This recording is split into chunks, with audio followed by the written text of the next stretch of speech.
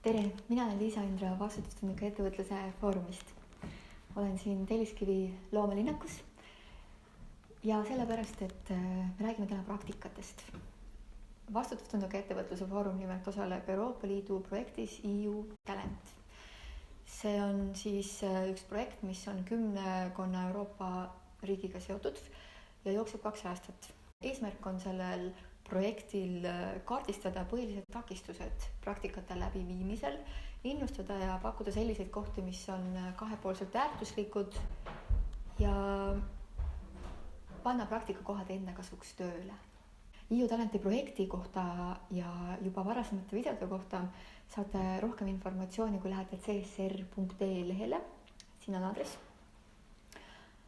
Aga täna istuvad mulle siia tooli 2 praktikanti, nimelt siis Eesti Tööandjate Keskliit juba 2 aastat korraldab konkurssi Praktikum laude projekti raames, kus valitakse siis välja aasta parimad praktikandid.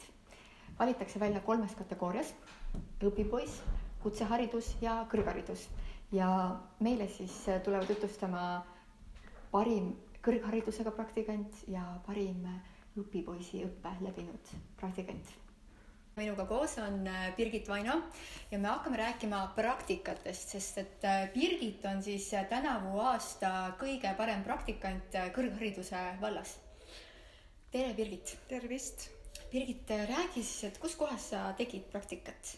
Mina tegin praktikat Põhja-Eesti Regionaalhaiglas, esimeses kirurgias, kus ma siis ka alustasin oma tööd koristajana, siis olin hooldaja ja siis olingi praktikant. Ja siis nüüd olen abiõde ja suvel saab minust siis õde. Sa said selle auhinna siis Eesti Tööandjate Keskliidu Praktikum laude projekti raames ja siis seesama PERH oligi see, kes Birgiti nime siis välja pakkus. Alguses vanemõde ja siis haigla ja niimoodi see läks. Aga räägi mulle oma praktikast, et meie siin vastutustundliku ettevõtluse foorumis puutume kokku pigem nagu ettevõtlusega, aga see on hästi huvitav, et sul on selline väga sotsiaalne praktika, hästi kihvt mõõde on siin juures, et milles sinu praktika ülesanded seisnesid? No, praktika ise kestis mul 485 tundi ehk siis terve pool aastat ja siis oligi kõik need, kuidas patsienti valmistada uuringuks, operatsiooniks, kõik see õendustoimingud, neid on hästi palju, neid õppisin kõik juhendajaga koos. Ja. Sa muidu õpid ka Tallinna tervishoiukõrgkoolis õendust ja kas selle praktika koha sa said nüüd läbi kooli või sa pidid ise? Läbi kooli, jaa. Et sain valida ja ma ikka tahtsin sinna, kus ma töötan juba ja kõik olid ju tuttavad ees ja Kuidas see praktika juhendamine käis? Millist abi sul oli vaja? Juhendamine hakkabki, kuidas teha neid õendustoimikuid professionaalselt, et kõik see dokumenteerimine oleks õige, sest et ju õde ju tegelikult nii suur vastutus on. Et... Kui tihti sul juhendajaga kokkupuudet oli? Ma ei tohti mitte midagi üksinda teha. Alati koos juhendajaga, kõik see veeniga nüleerimine ja kõik ravimite lahustamine ja kõik asjad koos tegime ikka. Alguses vajasin väga suurt toetust, sest käsi värises ikkagi ja pärast juba läks kõik libedamalt. Minu juhend oli küll väga, ma enda sõbranna küll, aga ta oli suke nõudlik minuga. See ei ole vajalik, sa tundsid? Jaa, see on vajalik, jaa. Palju praktikante samal ajal ühe juhendaja käe all on? Mitte maksimaalselt 2. Sel ajal olin ainult mina, jaa. Okay. Et 2 on tegelikult juba isegi palju. See väsitab ka vaata juhendajat. Sa pead oma tööga tegelema, sa pead juhendama, sest vastutus on niivõrd suur, jaa. Jah, antud juhul siis inimeste elud, eks ju? Okei. Aga kui sa läksid praktikale, mis ootused üldse olid? Sa tahtsid lihtsalt siis praktiseerida kõike seda, mida sa oled juba õppinud, eks ju? Kõigi nende teadmiste praktiseerimine, jah, just. Tegelikult see kõik see patsiendi nõustamine, abistamine, kõik see käib sinna kaasa. Tuleb hästi empaatiline olla, jah. See on nagu visiitkaart tegelikult seal, kui see patsient tuleb ja ta teab, et saab sulle usaldada oma muresid. Ma mõni olen- patsient isegi aitas sellele kaasa, et ma sain parimaks praktikandiks. Et kirjutasid minu kohta. Et see läks väga südamest see jah. PERH-i praktikad on tasulised ikka ka, on ju? Mm-mm. Ei ole? Et sa ise lähed sinna ja oled okei? Sa mõtled nagu, et raha sellest saab või? Jah. Ei. See on Okei. kõik, see on nagu jah. Aga täiskoormus on või? Täiskoormus jah, põhimõtteliselt. Siis ma küsin sult Practicum Laude projekti kohta. Et räägi mulle sellest projektist, sa oled sellega ilmselt väga hästi kursis. No mitte väga. Siis vanemõde saatis mind sinna, kandideeris mind sinna praktikale või sinna konkursile. Ja siis sinna kirjutas minust siis iseloomustuse, siis patsiendid kirjutasid minust. Ja siis oli see autasustamine ja sinna koha peale siis pidid tulema nii koolist kui haiglast minu juhendajad.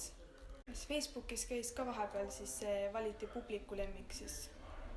Ma ei teagi, kes selleks sai. Selleks sai, ma ei teagi, kes, ma ei mäleta enam, üks tüdruk sai jah. Seal publiku lemmikul ma sain teise koha nagu. Mis on sinu jaoks oluline praktikakoha valikul näiteks, kui sa praegu mõtleksid, et sa peaksid uuesti tegema praktikat, siis mille alusel sa nagu valiksid seda? Ja see võib olla tegelikult ka kuskil, ta ei pea üldse olema haiglas, see võib olla ka kuskil mitte avalikus asutuses, aga ta võib olla ka kuskil eraettevõttes, et Okay. No peab ikka olema see huvi, kuhu inimesed oleksid sellised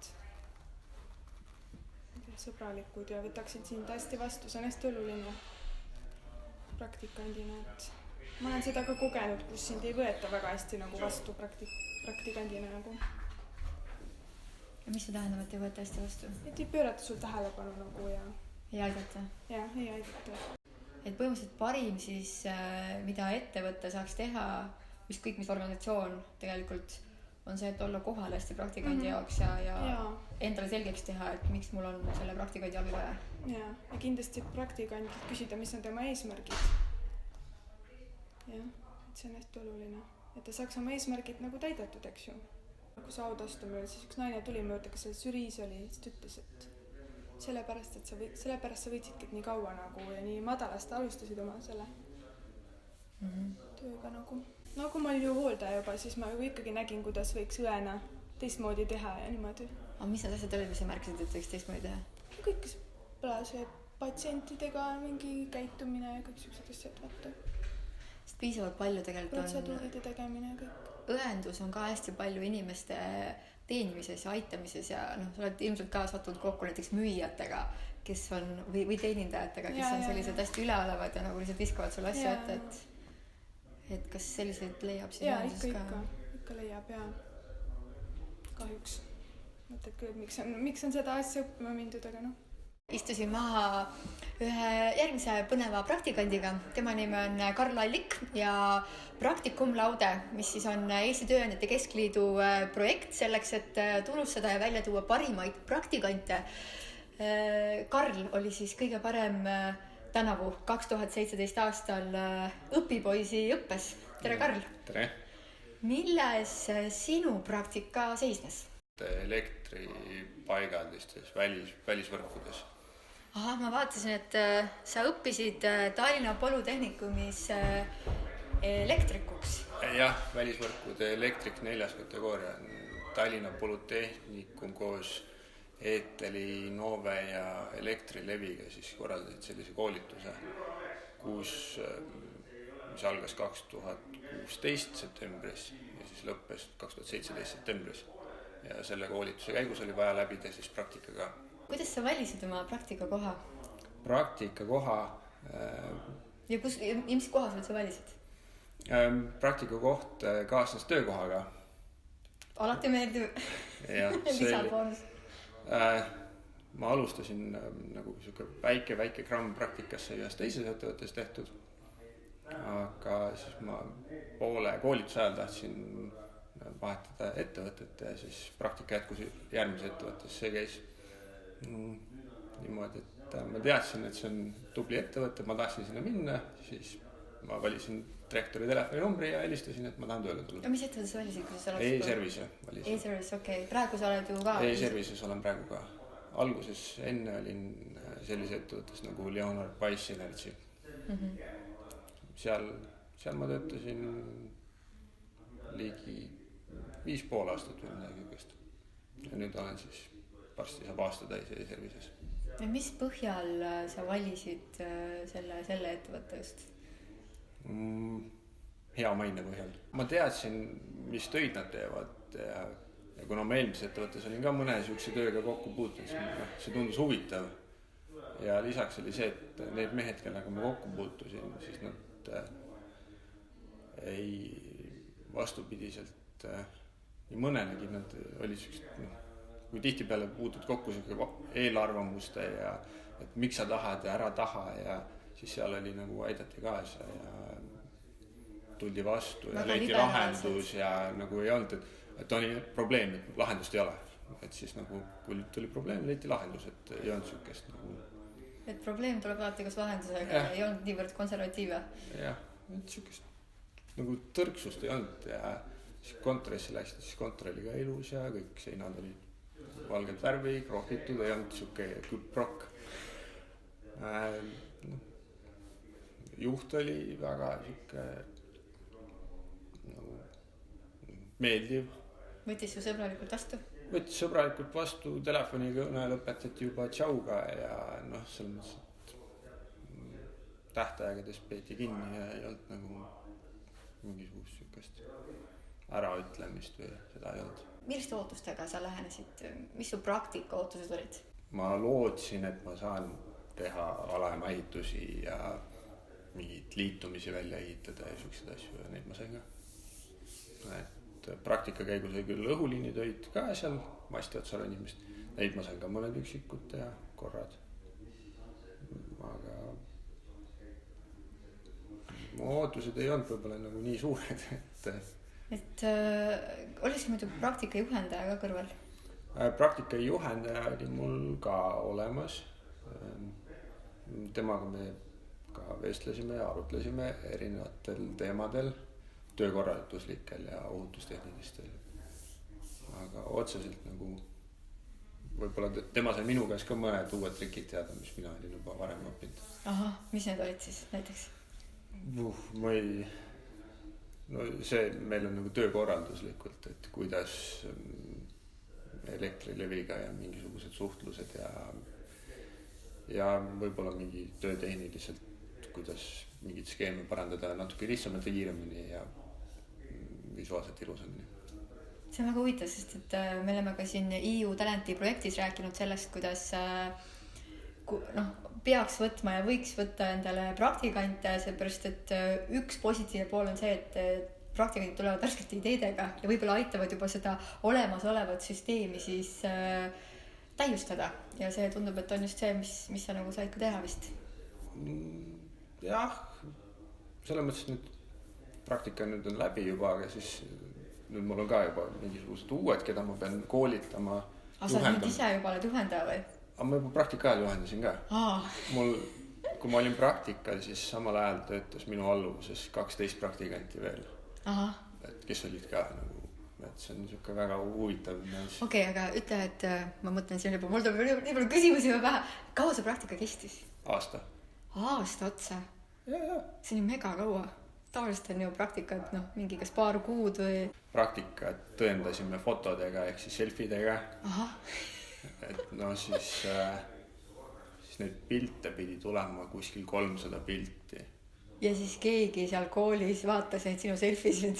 Me pidime need õigetesse lahtritesse toppima ja siis vaatasid, kas see nagu vastab tõele. Et ma ei kujuta ette, kui praktikant oli koolituse raames 40 tükki. Kas E-Services oli samal ajal veel praktikant peale sinu? Ühe juhendajal siis või? 2 erineva juhendajal. Palju korraga oli? Kokku oli 5 meid lõpus. Selles mõttes, et sa peadki kogu aeg töö ajal, sa ei saa seda teistmoodi läbida seda praktikat, mis me tegime. Kui sa peadki 8-4-5 tööl seda tegema. Kas sinu praktika oli tasustatud?